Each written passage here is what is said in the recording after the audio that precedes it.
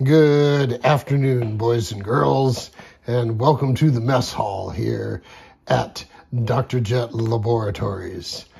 I have just returned from my field trip to look at this piece of property right here, lot 782. And this is lot 782, and I drove up here and I drove around there, and this is going to be a challenging lot. Its legal access is down here on this road, but it's a vertical cliff coming up to what would be the home site here. So it would be monumental grading. It's a much better route to take this existing hill road. And the issue is, this is the piece of property I'm looking at. Here's the cul-de-sac right here, and a portion of that road runs over this lot here. And without a title report, I don't know if there's an easement on that or not. And if there isn't, I'd have to get one. But then this guy would have the option of looking at this big, huge saw cut on the side of this rock shelf, or use his driveway going down to there. So we'll see. Septic-wise, it's going to be a challenge. But there is some area here. There is some area here. I might be able to get away with some sort of, actually, what would be really cool is if I could build a house down here on these rocks that sort of grew out of these rocks, and then it became a house, you know, but the cost to do that would be prohibitive, but that would be cool. But anyway, I think I can put a house just pushing it down here. There's a little bit of this ridge. I can go down. There'll be some clearing there, but it might work. So the property, it may work. So we took a look at the lake, and the lake is absolutely perfect for RC boating. There's a couple of areas of cattails, but they're well manicured and kept off in, certain general areas to encourage fish there. And the downwind part of the lake is also the boat ramp, and there's a small little pier there. So there's a good portion of the lake that's perfect. It's plenty wide, and if you wanted to do big B speed runs, you've got room out there to do it. So it's a good lake. Now, here's why I'm talking about that. Here's my conundrum. I have all these things done and near done.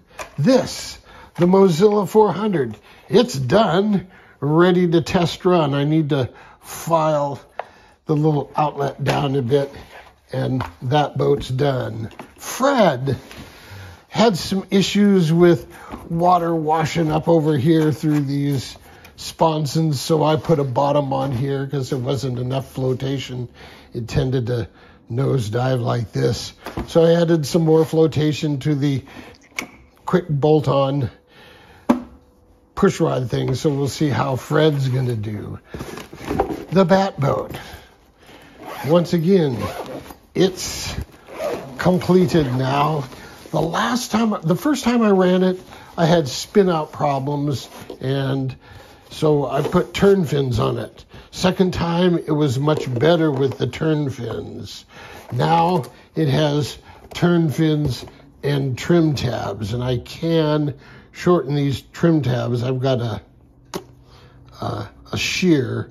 I can just go in and cut some of these off, but I'll leave them long to begin with and see what happens. Right now I've got everything set up with flat with the bottom, and these are about about 10 to 15 thousandths above the bottom of the hull here. But, you know, this thing's not rocket science. For this, close will be good enough. I mean, it's just got to run around and look cool, fight crime. It's not going to win any races, but it's going to fight crime. It's going to look for duck murderers. There's duck murderers out here, I know. Okay, and then this guy is ready for his final coat of primer. I think he's ready for the final coat of the sandable primer, the thick stuff. It has yet to arrive. I've been using thin primer. You can see how it sands away. But I think I've got all the little pinholes filled. We'll find out when we shoot it with the next spray. So there you go, boys and girls. All the stuff waiting. Oh yeah, this guy here. Let's move stuff down here. See, I've got all this stuff and no place to run it. This guy's progressing in the paint shop. He's getting real close to his final coats.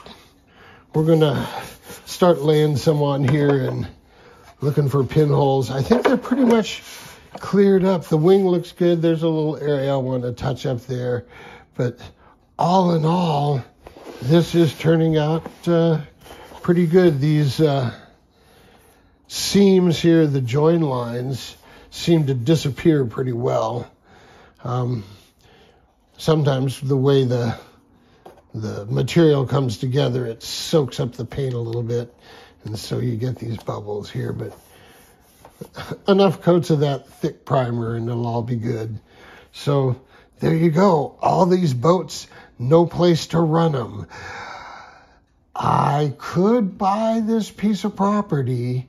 It's a 60-mile trip one way to run the boats. See, there's a lot of negatives about that. So I just don't know. I have to think long and hard. That makes these horrendously expensive, even though my motto was cheap and I tried to keep them cheap. Anyway, until next time, jet out.